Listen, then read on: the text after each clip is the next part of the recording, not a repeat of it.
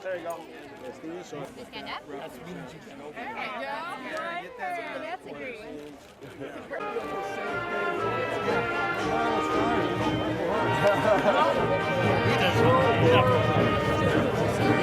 That's why you said I'm watching all this picture taking. I just see one Robert. And I told her she does. Thank you very much. Later on in the program, our memorial cannon volleys will be fired in recognition for the faithful and honorable service of the more than 158,000 people interred at this cemetery.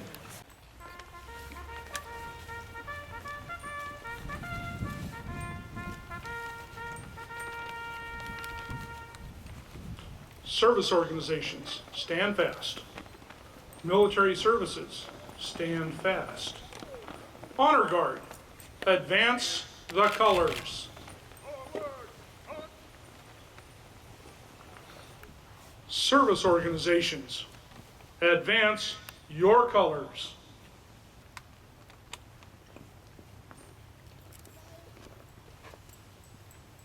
And the rocket's red glare, the bombs bursting in air, gave proof through the night that our flag was still there. Oh, say does that star-spangled banner yet wave?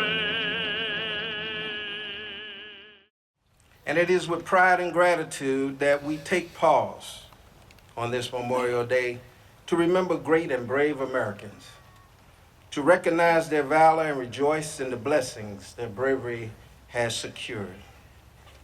America is a land of many heroes, and here in Oregon, we certainly have our share.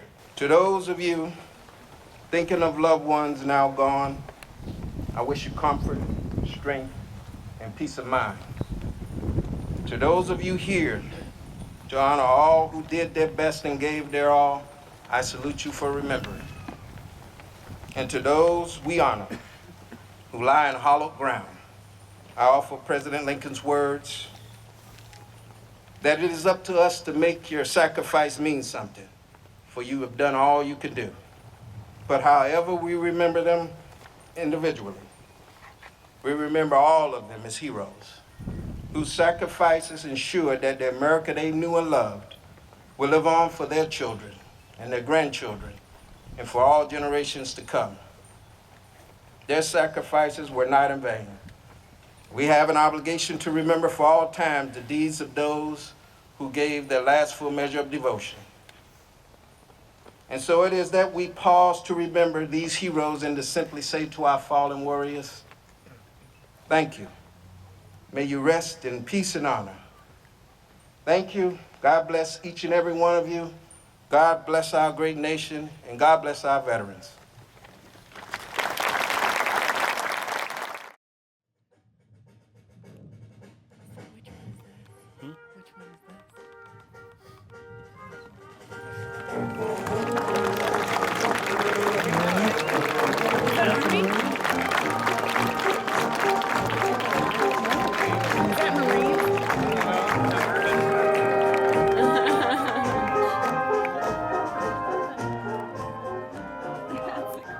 Kaisan or Kandahar, Normandy or Najaf. William Shakespeare wrote in Henry V about this bond between warriors.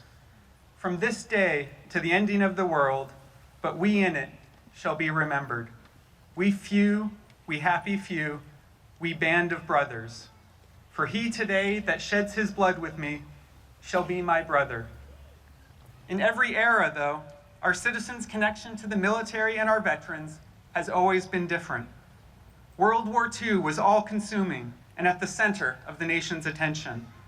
The Korean War, even in its own time, was not well understood and overshadowed by World War II.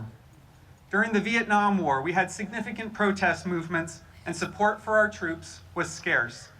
Our Vietnam veterans, now some 37% of our veterans population, they were not welcomed home with open arms, but more often disrespected or ignored. Fortunately, today, we have broad support for our military and veterans.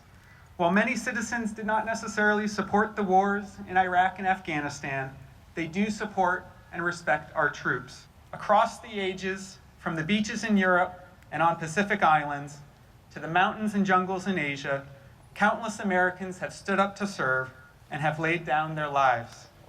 We must never forget what these men and women have done and what their loved ones have lost.